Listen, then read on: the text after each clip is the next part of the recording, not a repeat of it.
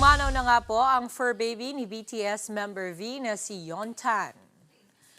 Inanunsyo yan ni V sa kanyang Instagram story after niyang i-share ang comeback song niya na Winter Ahead. Nag-post si V ng ilang throwback videos and photos nila ng kanyang aso. December 4, 2017 nung unang ipakilala sa mga army si Yeontan na isang Pomeranian. Nakasama pa nga siya sa 2023 album ni V na Layover. Sa IG story ni V, sana raw ay maalala ng mga army si Yeontan. Trending din ngayon si Yeontan sa X at bumuhos ang pakikiramay.